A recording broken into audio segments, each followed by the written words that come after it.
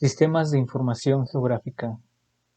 En una definición simple, podemos decir que es la unión de tecnologías de la información con la geografía, pero los SIG es mucho más que eso.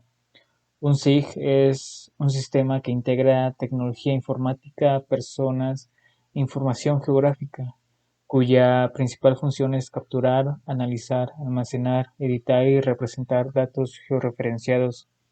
La información se visualiza utilizando mapas y escenas 3D. Con esta capacidad se obtiene una profundidad en los datos, como patrones, relaciones y situaciones que ayudan a los usuarios a tomar decisiones más inteligentes.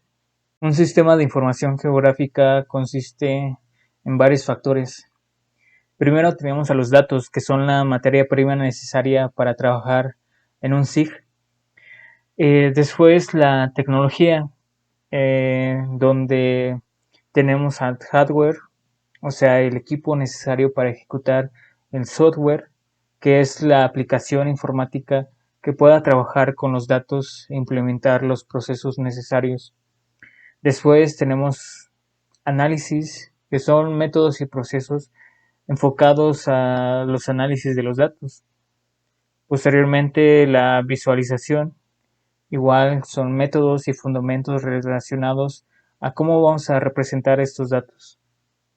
Y por último tenemos al factor humano, el cual representamos nosotros, ya que depende de nosotros la organización y sobre todo el alcance del trabajo que queramos realizar. Tipos de datos. Los datos que se utilizan en los sistemas de información geográfica intentan representar el mundo real, ya sea en lo general o en lo particular. Primero tenemos a los datos vectoriales. Un vector recoge la variabilidad y característica de una zona mediante entidades geométricas. Cada entidad es constante, es decir, tiene un único valor y también tienen una precisión en el contorno y no se pierde su calidad si aumentamos el zoom. Podemos modificar su forma, grosor y color. Otra característica importante es que el dato se almacena con una serie de par coordenadas X, Y. En la imagen podemos ver un ejemplo de datos vectoriales. Hay diferentes puntos a los que llamaremos vértices que forman diferentes figuras geométricas de n lados y crean esta figura. La calidad dependerá del número de vértices que dibujemos. Esta misma figura la podemos recrear con datos raster. La estructura de un raster se basa en una matriz o malla de celdas representadas en filas y columnas. Cada celda puede almacenar información de una variable, por ejemplo, precipitación, temperatura, etc. Y el modelo no recoge de forma explícita las coordenadas de cada una de las celdas, sino los valores de estas, pero es necesario ubicarla, esta malla, en el espacio para calcular sus coordenadas. Los rasters son imágenes y es por eso que si te acercas demasiado a una imagen, esta empezará a pixelearse, a aparecer estos píxeles. Cada uno de estos píxeles contiene una información específica. Geometrías. Las entidades geográficas son representaciones de cosas ubicadas en la superficie de la Tierra o cercanas a ella. Las entidades pueden ocurrir de forma natural, por ejemplo, ríos y vegetación, o pueden ser construcciones como carreteras, canales, pozos y edificios, o subdivisiones de la Tierra, como divisiones políticas o parcelas de terreno. Aunque existen diversos tipos de entidades, estas se representan más comúnmente como puntos, líneas o polígonos. Los puntos tienen ubicaciones discretas de entidades geográficas demasiado pequeñas para mostrarse como líneas o áreas. por ejemplo, ubicaciones de pozos, postes de teléfono o estaciones.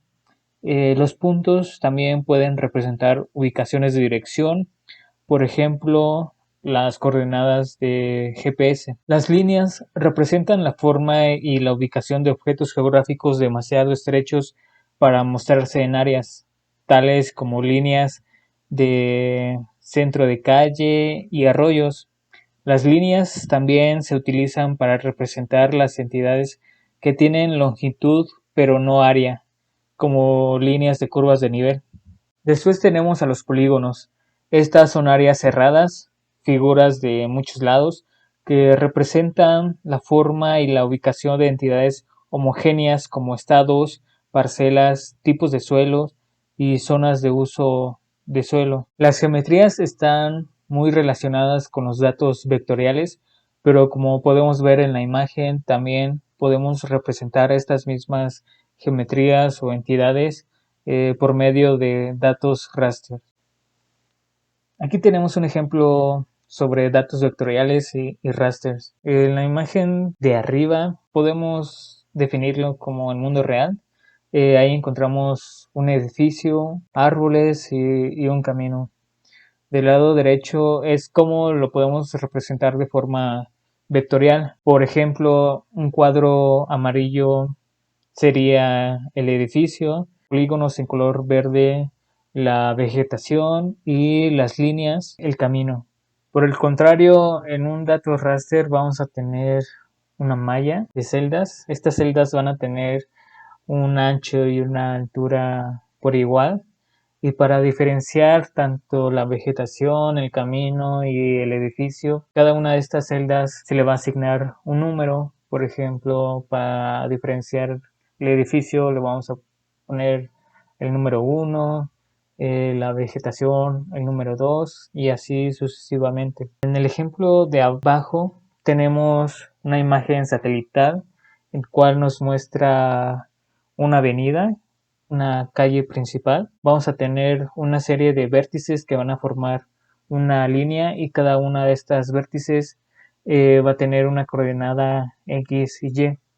Por el contrario, en un dato raster vamos a tener una malla con celdas de un tamaño específico y para diferenciar esta avenida vamos a agregarle igual un número, es lo que lo va a hacer diferenciar y vamos a saber que eso es la calle. Bueno, como ya habíamos dicho, de un raster no se obtiene coordenadas, así que le asignamos coordenadas X y Y a la malla para poder ubicar esa sección.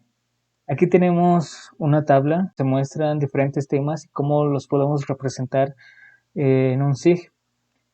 Por decir, tenemos a los arroyos que se pueden representar por líneas, masas de agua se pueden representar como polígonos, vegetación igual como polígonos, áreas urbanas, polígonos. La elevación de superficie la podemos representar tanto con rásteres así como puntos de elevación.